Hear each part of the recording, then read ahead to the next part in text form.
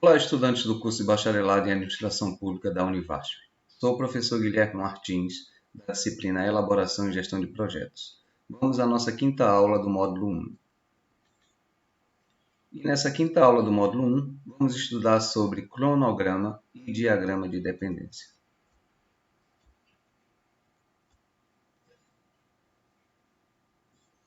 O que é o cronograma de um projeto?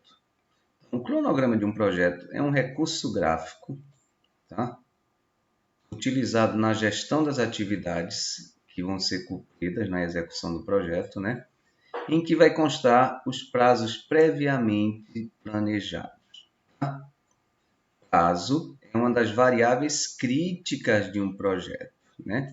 Então, quem vai gerir um projeto tem que ter esse prazo, né? Controlar esse prazo, não é isso? E a forma que ele vai controlar esse prazo é através do cronograma, né? Legal? Então, cabe a esse gestor controlar a execução das atividades, tá? De acordo com o que foi estabelecido no cronograma. Tá? E quais são os elementos básicos de um cronograma? Primeiro, a descrição das etapas a serem executadas. Legal? Então, o cronograma vai ter a descrição dessas etapas. Segundo, ele vai ter a duração estimada, né, para realizar essas etapas. Tá? Então, primeiro, ele vai ter a descrição. Segundo, ele vai ter a duração dessas atividades. Terceiro, a responsabilidade pela gestão e execução de cada etapa. Então, isso vai constar no cronograma. Às vezes, quando não consta, é porque a execução cabe a só uma pessoa. Legal? Quarto, a legenda gráfica, né, de linhas e símbolos para registrar os prazos e a duração de cada uma das etapas. Né? Então, esse é o quarto elemento. E o quinto e último elemento é a identificação de unidades de tempo para a marcação das datas de início e término, né? Ou seja, vai ser marcado em semanas, vai ser marcado em dias. Como é que vai ser essa unidade de tempo? Então, como é que a gente vai elaborar o cronograma do projeto? Então, para a gente elaborar o cronograma do projeto, a gente vai utilizar os diagramas de dependência entre as atividades, né? Legal? Uma forma da gente elaborar esse cronograma é utilizando o gráfico de Gantt, tá? Então, o gráfico de Gantt ele é historicamente utilizado, tá? Em situações reais para a gente fazer o cronograma, tá? Então, a gente utiliza esse gráfico de Gantt, tá? Talvez você já conheça, não pelo nome, mas creio que você conheça o gráfico de Gantt. Tá? Então, esse tipo de gráfico ele permite melhor visualizar as relações de dependência entre as atividades, facilitando a tomada de decisão, né, considerando os prazos e os custos do projeto. Tá? Então, se você pode fazer esse gráfico de Gantt manualmente, né? Mas é interessante que você use o Excel, né? O Excel facilita, ou qualquer outra planilha de cálculo, ou até aplicativos, né? Que já existe aí para celular de forma gratuita, em que você pode fazer o seu gráfico de Gantt, tá? E aí você vai, né, acompanhar, né, a execução em que se encontra cada uma das etapas do projeto, tá? Aqui está um cronograma feito com gráfico de Gantt, né? Veja aqui os exemplos.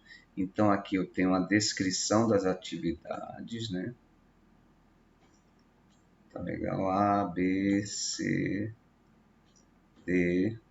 Aqui eu tenho a ordem das atividades, a ordem que ela vai ser executada, né? Aqui eu tenho a precedência, né? A atividade B depende de A atividade C depende de B, a atividade D depende de C. E aqui estão as durações, né? 2, 1, 5 e 2. Então, e aqui estão os períodos de tempo, né? Que você vai determinar se é dia, se é mês, né? Se é ano.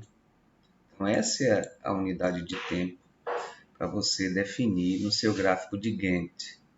Tá?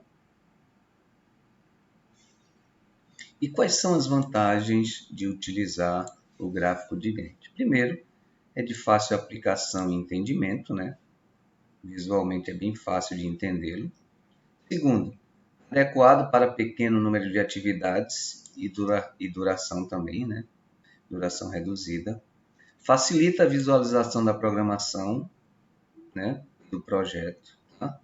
Pode ser associada a outras informações, como por exemplo custo, ou quem vai realizar as tarefas, né? É adequado para complementar outras técnicas, né? De elaboração de cronograma, tá? É fundamental para a alocação e nivelamento de recursos. Então, essas são as vantagens do gráfico de Gantt. Aqui está um exemplo, né, da utilização do gráfico de Gantt com outras informações, né? Aqui, né? Nesse caso aqui eu estou vendo quem está realizando, né, as etapas, né, e em que estágio essas etapas estão, né? Legal? Nesse caso aqui, 56% da etapa já foi concluída pela Jennifer, né? No caso aqui, né, a interface de design do projeto, né, foi 100% concluído pela Jennifer. Tá legal? Dentro dessa etapa de designer, né? Então, é uma forma de você acompanhar a execução do projeto, tá? E quais são as desvantagens do gráfico de Gantt? Não mostra a interdependência das atividades com clareza, né? Então não dá para mostrar essa interdependência no gráfico de Gantt. Qualquer mudança na programação implica em redesenhar o cronograma. Tá? Hoje em dia é bem fácil fazer isso, né, com os aplicativos. Você rapidamente redesenha. As datas notáveis e as folgas precisam ser definidas com antecedência. Tá? E tem uma dificuldade para representar de forma simples todas as informações das atividades, né, como datas, folgas, dependência e restrições. Então, essas são as principais desvantagens do gráfico de Gantt. E aí, como é que a gente preenche, né, esse cronograma, né? Então, é bem simples, né? Bem simples e interativo, né? Então, para a gente fazer um cronograma, a gente primeiro define a quantidade de linhas, né? E aí eu recomendo que você veja a quantidade de atividades e some mais 3, né? Que são as linhas utilizadas para título. Por exemplo, se tem 10 atividades, faça 13 linhas. Se tem 12 atividades, faça 15 linhas, porque é 12 mais 3, 15. Para definir a quantidade de colunas, você vai ver qual é a duração acumulada. Por exemplo, se você, no seu planejamento, verificou que a duração acumulada é de 30 semanas, você soma mais 4 e vai dar 34 colunas. Tá? E aí, na primeira coluna, você vai escrever a ordem das atividades, né? 1, 2, 3, 4 e assim por diante. Na segunda, você vai descrever as atividades, tá? Na terceira, a precedência. Na quarta, a duração. E aí, a partir da quinta coluna, você vai sombrear de acordo com a duração das atividades. Tá? Aqui, um exemplo, né?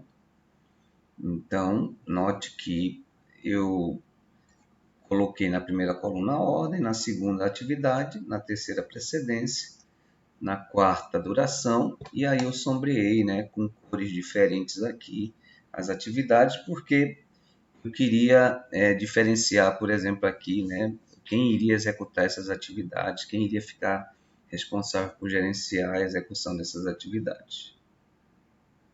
Uma variação seria utilizar as barras também, né? Legal, então você pode utilizar as barras para o mesmo fim. E aí, voltando ao nosso projeto RAIN, do estudo de caso, né? Eu quero que vocês, né, utilizando o que a gente estudou na aula de hoje, tá? Projetos, prazos de execução de cada atividade com precedência entre elas, fazendo um cronograma, né? Utilizando o gráfico Gantt, tá legal? Você pode usar até um aplicativo ou fazer manualmente no seu caderno. E também pode utilizar como base os exemplos da aula, tá? Fiquem à vontade.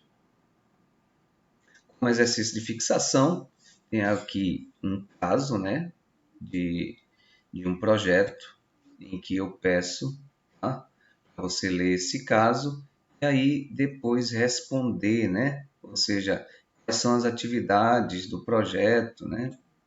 Responda ordenando essas atividades, né? Peço que você elabore uma matriz de dependência, né? E aí inclui o tempo de duração dessas atividades. Por fim, elabore um gráfico de Gantt. Legal? Então, leia o caso e faça o exercício de fixação. Legal? Então, até a próxima, gente.